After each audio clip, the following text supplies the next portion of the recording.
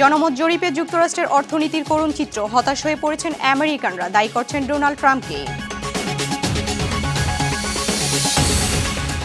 Artificial intelligence নিয়ে আইনি লড়াইয়ে ইলন মাস্ক ও স্যাম অল্টম্যান, এআই এর ভবিষ্যৎ সহ নিয়ন্ত্রণ নির্ধারণে এই বিচার খুবই গুরুত্বপূর্ণ। শিকাগোতে অস্ত্র ছিনিয়ে নিয়ে পুলিশ কর্মকর্তাকে গুলি করে হত্যা, 2 কর্মকর্তা গুলিবিদ্ধ, একজনের অবস্থা আশঙ্কাজনক। এবং ফ্লোরিডায় জলাশয় থেকে অজ্ঞাত আরও এক ব্যক্তির দেহাংশ উদ্ধার, নিখোঁজ বাংলাদেশির মরদেহ উদ্ধার হয় ঠিক তার পাশ থেকেই। উত্তর আমেরিকার রাজনীতি, অর্থনীতি, অভিবাসন ও আন্তর্জাতিক সম্পর্কে সর্বশেষ খবর নিয়ে আপনাদের জন্য আরটিভির বিশেষ পরিবেশনা আমেরিকান রাউন্ড আপ। আপনাদের সঙ্গে আছি আমি সুমা ইসলাম। দেশের অর্থনীতি নিয়ে ক্রমশ হতাশ হয়ে পড়ছেন আমেরিকানরা, আর এর জন্য প্রেসিডেন্ট ডোনাল্ড ট্রাম্পকেই দায়ী করছেন তারা। সম্প্রতি প্রকাশিত 4টি জনমত জরিপে ফুটে উঠেছে যুক্তরাষ্ট্রের অর্থনীতির করুণ চিত্র।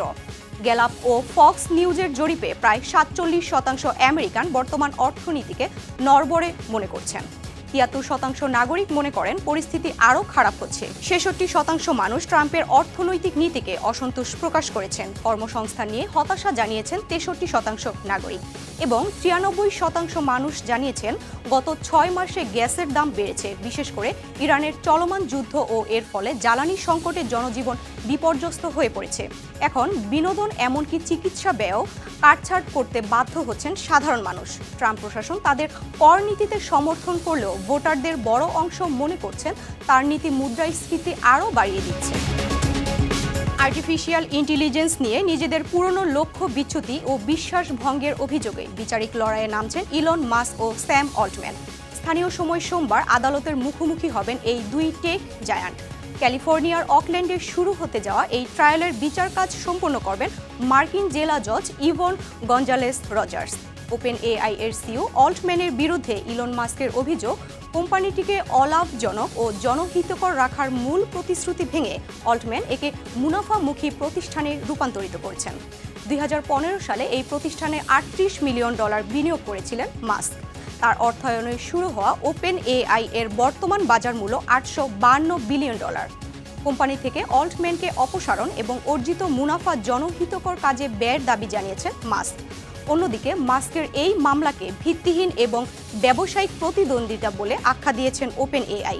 ফলে এআই এর ভবিষ্যৎ ও নিয়ন্ত্রণ কার হাতে থাকবে তা নির্ধারণে এই বিচার অত্যন্ত গুরুত্বপূর্ণ বলে মনে করা হচ্ছে। শিকাগোর একটি হাসপাতালে পুলিশি হেফাজতে থাকা আসামির গুলিতে এক কর্মকর্তা নিহত হয়েছেন। 38 বছর বয়সী ওই পুলিশ কর্মকর্তার নাম জন বার্তোলোমিও। অ্যান্ডেভার হেলথ সুইডিশ হাসপাতালে এই ঘটনা ঘটেছে। পুলিশ সূত্রে জানা যায়, চিকিৎসার জন্য সকালে এক আসামিকে হাসপাতালে নেওয়া হয়। বেলা 11টার দিকে ওই আসামি হঠাৎ পুলিশের অস্ত্র ছিনিয়ে নিয়ে গুলি চালাতে শুরু করে। এতে 2 কর্মকর্তা গুলিবিদ্ধ হয়।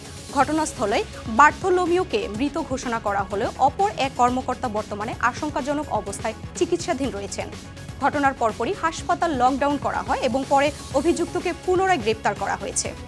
হাসপাতাল কর্তৃপক্ষ জানিয়েছে, কোনো কর্মী বা রোগী এই ঘটনায় হতাহত হননি। বিকেলে হাসপাতালের কার্যক্রম স্বাভাবিক করা হয় এবং ঘটনাস্থল থেকে একটি আগ্নেয়াস্ত্র উদ্ধার করে পুলিশ। যুক্তরাষ্ট্রের ফ্লোরিডায় হাওয়ার্ড ফ্র্যাঙ্কল্যান্ড ব্রিজের কাছে জলাশয় থেকে অজ্ঞাত আরও এক ব্যক্তির দেহাংশ উদ্ধার করেছে Hillsborough county sheriff office. Pinellas county sheriff অফিসের সহায়তায় উদ্ধার করা ওই অবশিষ্টাংশ নিয়ে এখন ঘনীভূত হচ্ছে রহস্য। তদন্তকারীরা জানান, গত শুক্রবার যেই স্থান থেকে নিখোঁজ বাংলাদেশি শিক্ষার্থী জামিল লিমনকে মৃত অবস্থায় উদ্ধার করা হয়, ঠিক তার পাশ থেকেই এই নতুন দেহাবশেষ পাওয়া গেছে।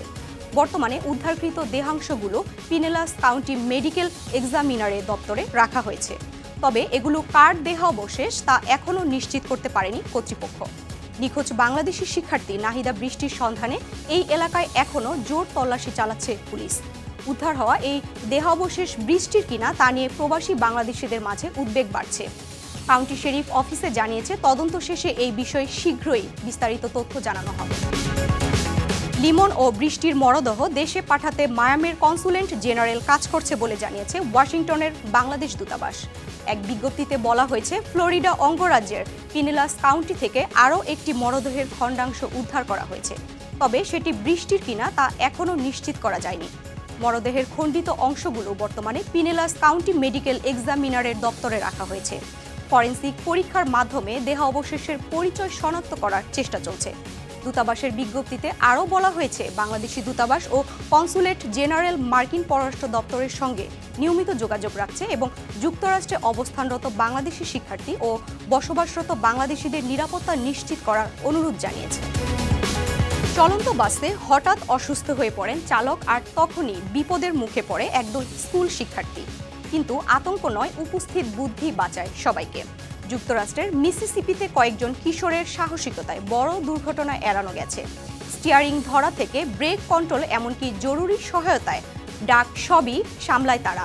পরে চালককে চিকিৎসা দিয়ে সুস্থ করা হয়। এই ঘটনায় শিশুদের দায়িত্ববোধ ও দ্রুত সিদ্ধান্ত নেওয়ার ক্ষমতা প্রশংসিত হয়েছে সর্বত্র।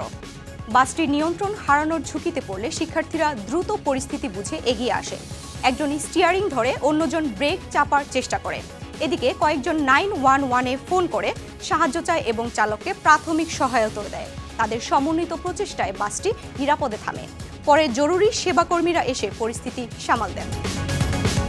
প্রবাসে বস্তুনিষ্ঠ ও দায়িত্বশীল সাংবাদিকতার চর্চা আরও শক্তিশালী করার আহ্বানে নিউ ইয়র্কে অনুষ্ঠিত হয়েছে বাংলাদেশ প্রেস ক্লাবের 2026-27 কার্যনির্বাহী কমিটির অভিষেক অনুষ্ঠান। বক্তারা বলেন, নানা সীমাবদ্ধতা ও চ্যালেঞ্জের মধ্যেও এথনিক সাংবাদিকতা এগিয়ে নিতে হচ্ছে পেশাজীবীদের। নিউ ইয়র্কের প্রতিনিধি মাসুদুল কবিরের পাঠানো প্রতিবেদন জানাচ্ছেন আজহার স্বপ্নিল। নিউ ইয়র্কের কুইন্সে গুলশান টেরেস পার্টি হলে আয়োজিত এই অনুষ্ঠানে প্রধান অতিথি ছিলেন মার্কিন কংগ্রেসওম্যান গ্রেস ম্যাং। বিশেষ অতিথি হিসেবে উপস্থিত ছিলেন বাংলাদেশ দূতাবাসের প্রেস মিনিস্টার গোলাম মোর্তজা এবং consul general M Mozammel Haque. অনুষ্ঠানে স্বাগত বক্তব্য দেন ক্লাবের সভাপতি মনোয়ারুল ইসলাম, যিনি দ্বিতীয়বারের মতো দায়িত্ব গ্রহণ করেন। 2026-27 মেয়াদের নতুন কার্যনির্বাহী কমিটি পরিচয় করিয়ে দেন প্রধান নির্বাচন কমিশনার মঈনুদ্দিন নাসের। বক্তারা প্রবাসে বাংলাদেশ কমিউনিটির গণমাধ্যমের দায়িত্বশীল ভূমিকার প্রশংসা করেন এবং ভবিষ্যতের এই ধারা বজায় রাখার উপর গুরুত্ব আরোপ করেন। অনুষ্ঠানের দ্বিতীয় পর্বে ক্লাবের অন্যতম প্রতিষ্ঠাতা ও ঢাকা প্রেস ক্লাবের সাবেক সভাপতি ফজলে রশিদের স্মরণে প্রবর্তিত পদক প্রদান করা হয় সিনিয়র সাংবাদিক ও উপদেষ্টা আনোয়ারুল হোসেন মঞ্জুকে। দেশের ও প্রবাসের গণমাধ্যম ব্যক্তিত্বরা তার হাতে সম্মাননার ক্রেস্ট তুলে দেন। প্রধান অতিথি গ্রেস ম্যাং ক্লাবের সভাপতি ও সাধারণ সম্পাদককে ইউএস কংগ্রেশনাল রিকগনিশন প্রদান করেন। এছাড়া প্রেস মিনিস্টার গোলাম মোর্তজাকে প্রেস ক্লাবের স্মরণিকা ভয়েস 5 উন্মোচন করেন। এ সময় উপস্থিত ছিলেন কনসাল জেনারেল সহ ক্লাবের নেতৃবৃন্দ ও সম্পাদক মণ্ডলী। অনুষ্ঠানে গণমাধ্যম সম্পাদক, আইনজীবী ও কমিউনিটি নেতারা শুভেচ্ছা বক্তব্যে পেশাগত নৈতিকতা, নিরপেক্ষতা এবং দায়িত্বশীল সাংবাদিকতার চর্চা অব্যাহত রাখার আহ্বান জানান। আজহার স্বপ্নিল, RTV। এই পর্যন্তই আমেরিকান রাউন্ড আপ। উত্তর আমেরিকার গুরুত্বপূর্ণ সব আপডেট পেতে RTVর সাথেই থাকুন। মতামত জানান RTVর সামাজিক যোগাযোগ মাধ্যমে। সবাই ভালো থাকুন।